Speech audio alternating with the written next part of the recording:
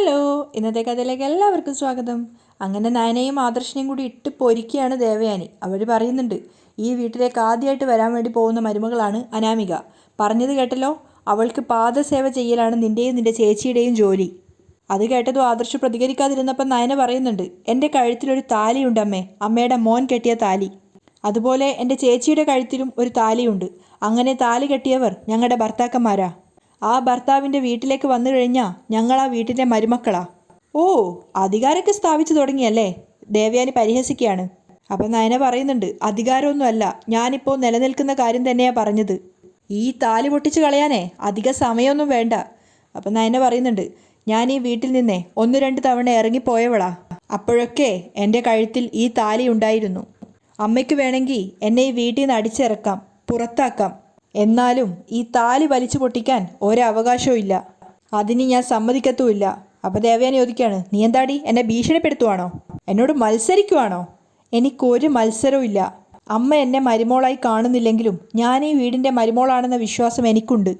അപ്പോൾ ദേവയാനി പറയാണ്, എടി നീ ഇനി കണ്ടോണം എങ്ങനെയാണ് മരുമക്കൾ വീട്ടിലേക്ക് വരുന്നതെന്ന്. ഈ കുടുംബത്തിനൊപ്പം നിൽക്കുന്നവർ മരുമക്കളായി വരണമെന്ന് ഞങ്ങൾക്കൊരാഗ്രഹവും ഇല്ല. കുറച്ച് താഴെ ആയാലും കുഴപ്പമൊന്നുമില്ല, പക്ഷേ കുറച്ചൊക്കെ അന്തസ്സ് വേണം. മുഖം മറച്ചു വന്നവളുടെ ആ മറവുണ്ടല്ലോ, അതിന് ജീവിതകാലം മുഴുവൻ ഉണ്ടാവും. നയനെ അവരിങ്ങനെ കുറ്റപ്പെടുത്തിക്കൊണ്ടിരിക്കുകയാണ്. എന്ത് പറയുന്നത് കേട്ടാലും ഒന്നും പ്രതികരിക്കാനാവാത്ത അവസ്ഥയിൽ ആദർശം നിൽക്കുന്നുണ്ട്. നയന ഒരു പൊടിക്ക് താഴ്ന്നു എന്നുള്ളത് മനസ്സിലായപ്പോൾ ദേവയാനി ഒന്നുകൂടെ പൊന്തുകയാണ്. അങ്ങനെയൊന്നുമല്ല മരുമക്കൾ വീട്ടിലേക്ക് വരേണ്ടത്. അതുകൊണ്ട് ആരൊക്കെ നീ മരുമക്കളാണെന്ന് പറഞ്ഞാലും ഞാൻ അതൊരിക്കലും അംഗീകരിക്കില്ല. നയന ശരിക്കും തോറ്റുപോയിട്ടുണ്ടായിരുന്നു. ഇനി വരാൻ പോകുന്നവളാ ഈ വീടിൻ്റെ മരുമകൾ. അഭിമാനത്തോടെയാണ് ദേവയാനി പറയുന്നത്. അവസാനം നയന പറയാണ്, ആയിക്കോട്ടെ, കഴിയുന്നിടത്തോളം ഞാൻ പിടിച്ചു നിൽക്കാൻ നോക്കാം. സങ്കടത്തോടു കൂടി നയന അവിടുന്ന് പോവുകയാണ്. അപ്പോൾ ആദർശ് പറയുന്നുണ്ട്, അമ്മേ, ഇങ്ങനെയൊക്കെ സംസാരിച്ചു കഴിഞ്ഞാൽ അവൾ ചിലപ്പോൾ ഇറങ്ങിപ്പോവും. പോട്ടടാ അവള്. ദേവയാനി പരിഹസിക്കുകയാണ്. അവൾ പോയതിനു ശേഷമുള്ള അവസ്ഥ അമ്മയ്ക്ക് നന്നായിട്ട് അറിയാലോ. അവൾ തിരിച്ചു വരുന്നതും കാത്തിരുന്നതും ഞാൻ മാത്രമല്ല, അമ്മയും അപ്പച്ചിയും ഒക്കെ ഉണ്ടായിരുന്നു. ആര് പറഞ്ഞടാ ഞാനുണ്ടായിരുന്നു എന്ന്? ആ സമയത്ത് അന്തസ്സായിട്ടാണ് ഞാൻ അടുക്കളയിൽ കയറിയത്. അപ്പോൾ ആദർശ് പറയാണ്, അതിനുശേഷം നല്ല തലവേദനയായിരുന്നല്ലോ. അപ്പോഴും ദേവയാനി തോറ്റു കൊടുക്കുന്നില്ല. എടാ, ശീലമില്ലാത്ത കാര്യങ്ങൾ ചെയ്യുമ്പോൾ അങ്ങനെയൊക്കെ ഉണ്ടാവും. അത് ശീലിച്ച് വരുന്നതിന് മുമ്പേ നീയല്ലേ അവളെ കൂട്ടിക്കൊണ്ടു വന്നത്. അപ്പോൾ ആദർശ് പറയാണ്, അമ്മേ, മുത്തശ്ശൻ്റെ അവസ്ഥ അമ്മയൊന്ന് ആലോചിക്കണം. അവൾ ഇവിടുന്ന് പോകുന്നത് മുത്തശ്ശനും മുത്തശ്ശിക്കും ഭയങ്കര വിഷമാണ്. ദേവയാനി പല്ല് കടിച്ചുകൊണ്ട് പറയാണ്, അതുകൊണ്ടാണ് ഞാനും എല്ലാം ക്ഷമിക്കുന്നത്. അപ്പോഴും ഞാൻ അവൾക്കേ ഒരു സെർവൻറ്റിൻ്റെ സ്ഥാനേ കൊടുത്തിട്ടുള്ളൂ. അമ്മേ, അവളെൻ്റെ ഭാര്യയാണ്. ആണോ? അപ്പോൾ ഭാര്യയെ പറയുമ്പോൾ നിനക്ക് വേദനയുണ്ടല്ലേ? അപ്പോൾ ആദർശിന് കുറച്ച് ചെറുതായിട്ട് ദേഷ്യം വരുന്നുണ്ടായിരുന്നു. അവൾ ഇത്രയും പറയുന്നതൊക്കെ കേട്ട് നിൽക്കുന്നില്ലേ? മറ്റേതെങ്കിലും പെൺകുട്ടികളായിരുന്നെങ്കിൽ ഇങ്ങനെ കേട്ട് നിൽക്കുമായിരുന്നോ? എന്നാൽ പിന്നെ എൻ്റെ തലയിൽ കയറി നിരങ്ങാൻ അവളോട് പറയടാ. ആദർശ് അമ്മയുടെ കൈകൾ ചേർത്ത് പിടിച്ച് പറയുന്നുണ്ട്, എൻ്റെ അമ്മേ. അപ്പോഴേക്കും ദേവന് ദേഷ്യത്തോടെ കൈ പിൻവലിക്കുകയാണ്. എൻ്റെ അമ്മ കഴിഞ്ഞിട്ടേ എനിക്ക് ഈ ലോകത്ത് ആരും ഉള്ളൂ. അതെ, വാക്കിലൂടെ പറഞ്ഞാൽ പോരാ, സ്വന്തം പ്രവൃത്തിയിലൂടെ അത് കാണിക്കണം. ഇപ്പം നിന്റെ പേര് പറഞ്ഞിട്ടാ ജലജ എന്നെ കൊച്ചാക്കുന്നത്. അപ്പച്ചിയെ ആദ്യം അവരുടെ മോനെ മരുമോളെ നന്നാക്കാൻ നോക്കട്ടെ. എന്തായാലും അവരെക്കാളും ഒരുപാട് മെച്ചാ നയന. ഒരിക്കലുമല്ല. അവളുടെ ചേച്ചിയെ എല്ലാം വെട്ടിത്തുറന്ന് പറയുന്ന ആളാ. എന്നാ അവൾ മനസ്സിൽ വിഷം വെച്ചിട്ട് മറ്റുള്ളവരെ കൊല്ലാതെ കൊല്ലുവാ.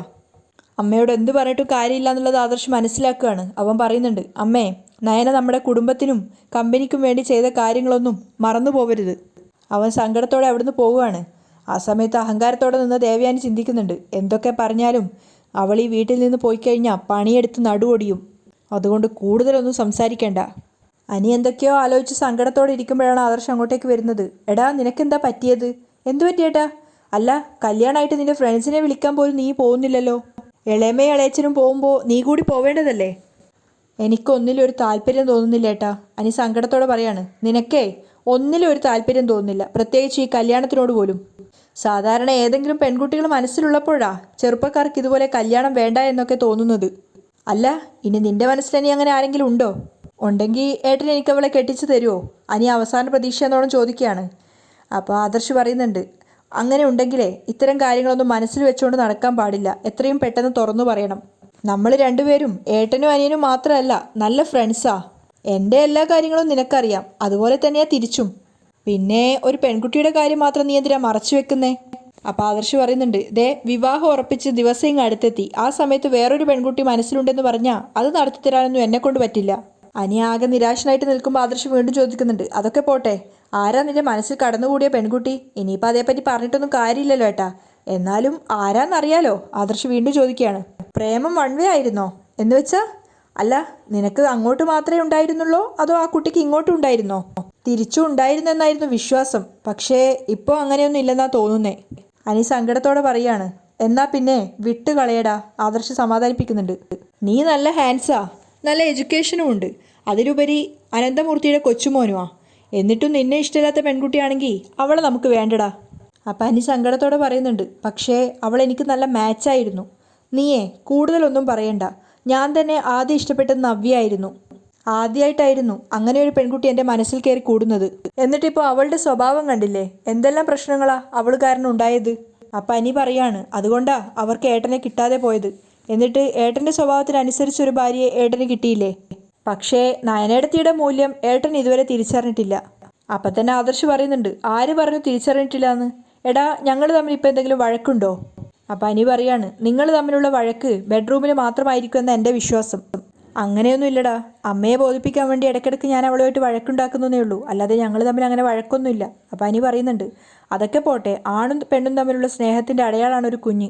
എന്നിട്ട് നിങ്ങൾക്കിടയിൽ അങ്ങനെ ഒരു കുഞ്ഞില്ലല്ലോ. ആ ചോദ്യം കേട്ടതും പരിങ്ങിക്കൊണ്ട് ആദർശ് പറയുന്നുണ്ട്. അത് പിന്നെ ഒരു കുഞ്ഞുടനെയൊന്നും വേണ്ടെന്നാ പറയുന്നത്. ആര്? അവൾക്ക് കുഞ്ഞിനെ പ്രസവിക്കാനും നോക്കാനൊന്നും വയ്യാന്നാ പറയുന്നത്. ആദർശ് നിന്ന് പരിങ്ങുകയാണ്. ആ ഒരു സംസാരം കേട്ടുകൊണ്ട് അനി നേരെ അകത്തേക്കാണ് പോകുന്നത്. അനി അകത്തെത്തുന്ന സമയത്ത് നയന എന്തോ ഡിസൈൻ വരച്ചുകൊണ്ടിരിക്കുകയാണ്. അപ്പോൾ അവൻ നയനയോട് ചോദിക്കുന്നുണ്ട്. ഏട്ടത്തി, ഞാനും നന്ദുവായിട്ടുള്ള അടുപ്പത്തെ പറ്റി ഏട്ടനോട് പറഞ്ഞിട്ടില്ലല്ലോ. എന്താ, പറയണോ? ഏയ് വേണ്ട. ഏട്ടൻ്റെ സംസാരം കേട്ടപ്പോൾ എനിക്ക് തോന്നി അങ്ങനെ എന്തൊക്കെയോ ഏട്ടത്തി പറഞ്ഞു എന്ന്. അങ്ങനെ പറഞ്ഞിട്ടുണ്ടല്ലോ. അതുകൊണ്ടാണ് അനാമികയെ കല്യാണം കഴിക്കാൻ എനിക്ക് താല്പര്യമില്ലാത്തതെന്ന് ആദർശേട്ടൻ അറിയാം. അതിനപ്പുറമൊന്നും പറഞ്ഞിട്ടില്ലല്ലോ? ഇതുവരെ ഇല്ല. ശരി, എങ്കിൽ അതവിടെ നിൽക്കട്ടെ. ഏട്ടത്തിക്ക് കുട്ടികളെ ഇഷ്ടമല്ലേ? കുട്ടികളെന്ന് പറയുമ്പോൾ ചെറിയ കുട്ടികളാണോ അതോ വലിയ കുട്ടികളാണോ? അപ്പം അനി പറയുന്നുണ്ട്. കുട്ടികളെന്ന് പറയുമ്പോൾ ചെറിയ കുട്ടികളായിരിക്കുമല്ലോ. അല്ല, എന്താ ഇപ്പം അങ്ങനെ ചോദിച്ചേ? അത് പിന്നെ ഏട്ടത്തിക്ക് അമ്മയാവാൻ താല്പര്യമില്ലാന്ന് ആദർശേട്ടൻ പറഞ്ഞല്ലോ. അങ്ങനെ പറഞ്ഞോ? ആ, പറഞ്ഞു. അല്ല, അനിയുടെ ഏട്ടന് അച്ഛനാവാൻ താല്പര്യമുണ്ടെന്ന് പറഞ്ഞോ? സംസാരത്തിലുണ്ടെന്നാ തോന്നിയത്. ഏട്ടത്തിക്ക് താല്പര്യമില്ലെന്നും. അപ്പം നയന പറഞ്ഞു കൊടുക്കുന്നുണ്ട്. എന്നാ കേട്ടോ, എനിക്ക് കുഞ്ഞുങ്ങളെന്ന് പറഞ്ഞാൽ ഭയങ്കര ഇഷ്ടാ, ജീവനാ. സത്യം പറഞ്ഞാൽ എൻ്റെ ചേച്ചിയുടെ കുഞ്ഞിനെ ഞാൻ കാത്തിരിക്കുക. അങ്ങനെ ചേച്ചിയുടെ കുഞ്ഞിനെ കാത്തിരുന്നാൽ മതിയോ? ഏട്ടത്തിക്ക് കുഞ്ഞുങ്ങൾ വേണ്ടേ? അപ്പം നയന പറയുന്നുണ്ട്. എനിക്ക് കുഞ്ഞുങ്ങളെ ഭയങ്കര ഇഷ്ടമാണെന്ന് പറഞ്ഞല്ലോ. അപ്പോൾ പിന്നെ താല്പര്യക്കുറവ് ആർക്കായിരിക്കും? ഓ, ഇത് വലിയ കൺഫ്യൂഷൻ ആയല്ലോ. അനി പെട്ട്. അതെ, നയനയും പറയുന്നുണ്ട്. ഞങ്ങളുടെ ജീവിതമേ ഒരു കൺഫ്യൂഷനാ. അതിനിടയ്ക്ക് ആദർശേട്ടൻ പറയുന്നത് കേട്ട് അനി ഓരോന്ന് വന്ന് എൻ്റെ അടുത്ത് ചോദിക്കല്ലേ. ചിലപ്പോൾ അങ്ങനെ ചോദിച്ചു കഴിഞ്ഞാൽ എനിക്ക് ദേഷ്യം വരും. എന്നാൽ പിന്നെ അതങ്ങ് മറന്നേക്ക്. അനി പറയാണ്. ഇപ്പോൾ ഞങ്ങളുടെ കുഞ്ഞിനെ പറ്റി അനി ചിന്തിക്കണ്ട. അനാമികയെ കല്യാണം കഴിച്ച് നിങ്ങളെ കുഞ്ഞിനെ ലാളിക്കാൻ വേണ്ടി ഞങ്ങൾക്കൊരവസരം താ. അപ്പം അനി പറയുന്നുണ്ട്. അയ്യോ, എനിക്കങ്ങനെ അത്ര പെട്ടെന്നൊന്നും അച്ഛനാവണ്ട. ഈ പ്രായത്തിൽ ഒരു കുഞ്ഞു കയറി അച്ഛാന്ന് വിളിക്കുന്നതിൽ ചമ്മലുണ്ടല്ലേ? കല്യാണം കഴിയുമ്പോൾ കുറച്ച് പക്വത വന്നോളൂ കേട്ടോ. എന്നാ കല്യാണം കഴിഞ്ഞിട്ടും എല്ലാ കാര്യങ്ങളിലും പക്വതയുള്ള അനിയുടെ ഏട്ടൻ ചില കാര്യങ്ങളിൽ സീരിയസ് ആവുന്നില്ല. അതാ എൻ്റെ വേദന. അപ്പം അനി സമാധാനിപ്പിക്കുന്നുണ്ട്. എല്ലാം ശരിയാവും ഏട്ടത്തി. അപ്പം അനി അവിടുന്ന് പോയതിനു ശേഷം നയന ചിന്തിക്കുകയാണ്. ഓഹോ, അപ്പം അങ്ങനെ പറഞ്ഞല്ലേ? ചോദിച്ചിട്ട് തന്നെ കാര്യം. നേരെ ആദർശിനൊരു ചായയും കൊണ്ട് കൊടുത്തിട്ടാണ് നയന പറയുന്നത്. എനിക്കൊരു അമ്മയാവണമെന്നും കുഞ്ഞിനെ ലാളിക്കണം എന്നൊക്കെ ആഗ്രഹമുണ്ട് കേട്ടോ. അപ്പോൾ ആദർശ് തിരിച്ചു ചോദിക്കുകയാണ്. അതുകൊണ്ട് ഏതെങ്കിലും ഓർഫനേജിൽ നിന്ന് കുഞ്ഞുങ്ങളെ അഡോപ്റ്റ് ചെയ്യാനുള്ള പ്ലാനുണ്ടോ? അങ്ങനെ പ്ലാനൊന്നുമില്ല. പിന്നെ? അല്ല, ചിലരോട് കുഞ്ഞുങ്ങളെ എനിക്കിഷ്ടമല്ല എന്ന് പറഞ്ഞതായിട്ട് അറിഞ്ഞു. ഓ, അത് ശരി. അപ്പോഴേക്കും അതവൻ നിന്നോട് വന്ന് പറഞ്ഞല്ലേ? ഇത്തരം കാര്യങ്ങൾ ഒരു അനിയൻ ഏട്ടത്തിയോട് ഷെയർ ചെയ്യാൻ പാടുണ്ടോ? അപ്പം നയന പറയുന്നുണ്ട്. അനി എന്നോട് എല്ലാ കാര്യങ്ങളും പറയുന്നവരാ, അതുകൊണ്ട് പറഞ്ഞു എന്നേ ഉള്ളൂ. അപ്പം ആദർശും പറയുന്നുണ്ട്. അല്ല, പല ആളുകളും ചോദിക്കുന്നുണ്ട് ഭാര്യയ്ക്ക് വിശേഷമൊന്നും ഇല്ലേന്ന്. അപ്പം നയന പരിഹസിക്കുകയാണ്. അമ്പലത്തിലെ ആൽമരത്തിൽ തൊട്ടിൽ കെട്ടിയായിരുന്നല്ലോ, അതുകൊണ്ട് ആ പരാതി തീർക്കാൻ പറ്റുമോ? ആദർശേട്ടന് കുഞ്ഞുങ്ങളെ ഇഷ്ടമല്ലേ? പിന്നെ എനിക്ക് കുഞ്ഞുങ്ങളെ ഭയങ്കര ഇഷ്ടമാണ്. പക്ഷേ ഇതുവരെ കുഞ്ഞുങ്ങളെ എടുക്കുന്നതും താലോലിക്കുന്നതും ഞാൻ കണ്ടിട്ടില്ലല്ലോ. അതിനിവിടെ കുഞ്ഞുങ്ങളുണ്ടോ എടുക്കാനും താലോലിക്കാനും ഒക്കെ? ഇനിയിപ്പോൾ ജനിക്കുമല്ലോ എൻ്റെ ചേച്ചിയുടെ കുഞ്ഞ്. ആ, ജനിക്കട്ടെ, നമുക്കേ അപ്പം ആലോചിക്കാം.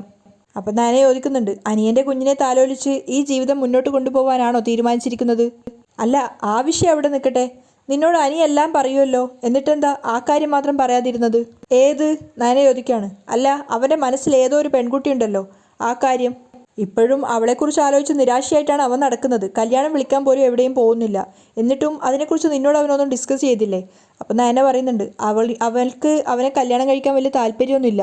അതനി എന്നോട് പറഞ്ഞിട്ടുണ്ട്. അപ്പോൾ ആദർശ് പറയാണ്, അവളെ എനിക്കൊന്ന് കാണണമായിരുന്നു. നയന ചെറുതായിട്ടൊന്ന് ഞെട്ടുകയാണ്. സ്വന്തം അനിയനെ ഇഷ്ടമല്ലാത്തവളെ ആദർശേട്ടൻ എന്തിനാ കാണുന്നേ? അതുകൊണ്ട് തന്നെയാണ് കാണണമെന്ന് പറഞ്ഞത്. ഈ അനന്തപുരി തറവാട്ടിലേക്ക് വരാൻ ഇഷ്ടമല്ലാത്ത, എൻ്റെ അനിയനെ ഇഷ്ടമല്ലാത്ത ആ മഹാറാണി ആരാണെന്ന് അറിയണമെന്ന് എനിക്കൊരാഗ്രഹമുണ്ട്. അവൾ നല്ല പെൺകുട്ടിയായിരിക്കും. നയന പറയാണ്. അതെന്താ അങ്ങനെ പറഞ്ഞത്? അല്ല, പണത്തിൻ്റെയും പദവിയുടെ പിന്നാലെ നടക്കുന്നവളാണെങ്കിൽ 100 വട്ടം അനിയെ വേണമെന്ന് പറഞ്ഞ് അവൾ ഇങ്ങോട്ടേക്ക് വരേണ്ടതല്ലേ? അപ്പോൾ ആദർശ് പറയുന്നുണ്ട്, നല്ല പക്വതയുള്ള പെൺകുട്ടിയാണെങ്കിൽ നമുക്കവളെ ആലോചിക്കായിരുന്നു. എന്നാൽ ഈ മണ്ടനത് നേരത്തെ എന്നോട് പറയണ്ടേ? അപ്പോൾ നയന വെപ്രാളത്തോട് ചോദിക്കുന്നുണ്ട്, ഇനിയിപ്പോൾ പറഞ്ഞാലോ? ഇനിയിപ്പോൾ പറഞ്ഞാൽ അത് എത്ര വലിയ ആളാണെങ്കിലും നടക്കുമെന്ന് തോന്നുന്നില്ല. കാരണം ഞാനിനി സമ്മതിച്ചാലും മുത്തശ്ശനത് അംഗീകരിക്കാൻ പറ്റിയെന്ന് വരില്ല. വാക്കിന് സ്വന്തം ജീവനേക്കാളേറെ വില കൊടുക്കുന്ന ആളാണ് എൻ്റെ മുത്തശ്ശൻ, നിനക്കറിയാലോ. മാത്രമല്ല, അനാമികയെപ്പോലൊരു പെൺകുട്ടിക്ക് വാക്ക് കൊടുത്തിട്ട് ആ വാക്ക് തെറ്റിക്കുക, അതുമാത്രമല്ല ആ കുട്ടിയുടെ വിഷമം കാണുക എന്നുള്ളതൊന്നും മുത്തശ്ശന് സഹിക്കില്ല. അപ്പം നയനയും പറയാണ്, അതൊക്കെ അറിയാവുന്നത് കൊണ്ടാണ് ഞാനും അനിയെ ഈ കാര്യത്തിൽ നിന്നും വിലക്കിയത്. എന്തായാലും അനിയുടെ മനസ്സിനെ ഒരുപാട് ഇളക്കിയിട്ടുണ്ട് ആ പെൺകുട്ടി. ആദർശ് മനസ്സിലാക്കുകയാണ്. എന്തിൻ്റെ പേരിലായാലും അവൻ വേദനിക്കുന്നത് എനിക്ക് സഹിക്കാൻ പറ്റില്ല. അവൻ്റെ സന്തോഷമാണ് എൻ്റെ സന്തോഷത്തെക്കാളും കൂടുതൽ ഞാൻ ആഗ്രഹിക്കുന്നത്. ഞാൻ പറഞ്ഞല്ലോ, കൂട്ടുകാരെ പോലെയാണ് ഞങ്ങൾ. പക്ഷേ ഒരു പ്രേമം ഉണ്ടായപ്പോൾ അത് അവൻ എന്നോട് പറഞ്ഞില്ല. അത് അവൻ്റെ ഭാഗത്തുനിന്നുണ്ടായ ഏറ്റവും വലിയ തെറ്റാ. നയന സങ്കടത്തോടെയാണ് ആദർശ് പറയുന്നതൊക്കെ കേട്ട് നിൽക്കുന്നത്. അവൻ അവിടുന്ന് പോയപ്പോൾ അവൾ ആലോചിക്കുന്നുണ്ട്, പെൺകുട്ടി ആരാണെന്നറിഞ്ഞാൽ ഉറപ്പായിട്ടും ആദർശേട്ടൻ എന്നെ കുറ്റപ്പെടുത്തുകയുള്ളൂ. ഞാനും എൻ്റെ വീട്ടുകാരും സ്വാർത്ഥത കാട്ടിയെന്നേ പറയുള്ളൂ. അതുകൊണ്ട് തൽക്കാലം അത് എൻ്റെയും അനിയുടെയും മനസ്സിൽ തന്നെ ഇരിക്കട്ടെ. അനി പുറത്തേക്ക് പോകാൻ റെഡിയായപ്പോഴാണ് അനാമികയുടെ കോൾ വരുന്നത്. അവൻ താല്പര്യത്തോടെ തന്നെയാണ് ഫോൺ എടുക്കുന്നത്. അപ്പോൾ അനാമിക ചോദിക്കുന്നുണ്ട്, നമ്മളെപ്പോഴും കണ്ടുമുട്ടുന്ന ആ റെസ്റ്റോറൻറ്റിൽ വരാമോ? എനിക്ക് നിന്നോട് കുറച്ച് സംസാരിക്കാനുണ്ട്. അപ്പോൾ അനി ചോദിക്കുകയാണ്, നിനക്ക് കല്യാണത്തിൻ്റെ ദിവസങ്ങൾ അടുത്തിട്ട് തിരക്കൊന്നുമില്ലേ? എത്ര തിരക്കുണ്ടെങ്കിലും നിന്നെ കാണണം തോന്നി എനിക്ക് അപ്പോൾ കാണണം, നീ വായോ? അപ്പോൾ അനി പറയുന്നുണ്ട്, ഓക്കെ ഞാൻ വരാമെന്ന്. അത് കേട്ടപ്പോൾ തന്നെ അനാമിക ഒത്തിരി സന്തോഷമാവാണ്. ഞാൻ വിളിച്ചപ്പോൾ തന്നെ നീ വരാൻ റെഡിയായാലോ എന്നൊക്കെ പറയാൻ താങ്ക്സ് ഒക്കെ പറയുന്നുണ്ട്. മാത്രമല്ല, ആ കോള് കട്ടായപ്പോൾ അനിയുടെ പ്രതിരൂപം വന്നിട്ട് അനിയോട് ചോദിക്കുന്നുണ്ട്, എന്തായാലും നന്ദു നിൻ്റെ ബെസ്റ്റ് ഫ്രണ്ടായിട്ടേ കാണുന്നുള്ളൂ എന്ന് പറഞ്ഞു. ആ സ്ഥിതിക്ക് നീ ഇനി അനാമികയോട് അകൽച്ച കാണിക്കുന്നതിൽ അർത്ഥമില്ലല്ലോ. അവളുടെ കൂടെ എല്ലാത്തിനും കട്ട സപ്പോർട്ടായിട്ട് നിൽക്കുന്നൊക്കെ പറയുമ്പം അനി അത് അംഗീകരിക്കുകയാണ്. അതേസമയം നന്ദു അവളുടെ കൂട്ടുകാരെ കാണാൻ വരുന്നുണ്ടായിരുന്നു. എന്നിട്ട് അവൾ അവരോടൊക്കെ പറയുന്നുണ്ട്, അന്ന് വീട്ടിൽ വന്ന സമയത്ത് അനിയുടെ പേര് പറഞ്ഞാൽ നിങ്ങളോട് മോശമായിട്ട് പെരുമാറി എനിക്ക് സോറിയൊക്കെ പറയാണ്. അപ്പോൾ അവർ പറയുന്നുണ്ട്, ഞങ്ങൾക്കറിയാം, കാരണം അനി കാണുന്നതിന് മുന്നേ ഞങ്ങൾ നിന്നെ കാണാൻ തുടങ്ങിയതാ. നിൻ്റെ മനസ്സിനെ വേദനിപ്പിച്ചിരിക്കുന്നത്, അതായത് നീ സ്നേഹിക്കുന്നത് അനിയാണെന്നൊക്കെ അവർ വീണ്ടും പറയാണ്. നന്ദു അതൊക്കെ ഒഴിവാക്കുകയാണ്. എൻ്റെ വിഷമത്തിന് കാരണം അനി തന്നെയായിരുന്നു. കാരണം അവൻ പെട്ടെന്ന് എന്നെ ഒരു ഫ്രണ്ടായിട്ട് കാണുന്നില്ല, മറിച്ച് ലവറായിട്ടാണ് കാണുന്നതെന്നൊക്കെ കേട്ടപ്പോൾ എനിക്ക് വല്ലാതെ അത് ഫീൽ ചെയ്തു. പിന്നെ ദിവസം കഴിയും തോറും അത് സീരിയസ് ആണെന്ന് അറിഞ്ഞപ്പോൾ എനിക്ക് കുറച്ചുകൂടി വിഷമമായി എന്നൊക്കെ അവൾ കള്ളം പറയാൻ ശ്രമിക്കുകയാണ്.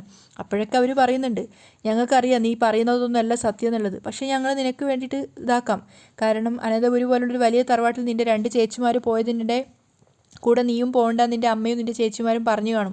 അതുകൊണ്ടാണ് നീ അനിയെ ഒഴിവാക്കിയത്. പക്ഷേ ലൈഫിൽ നീ ചെയ്ത ഏറ്റവും വലിയ മണ്ടത്തരം അല്ലെ തെറ്റാണ് നീ അനിയെ ജീവിതത്തിൽ നിന്ന് ഒഴിവാക്കിയെന്നൊക്കെ അവർ പറഞ്ഞു കൊടുക്കുന്നുണ്ട്.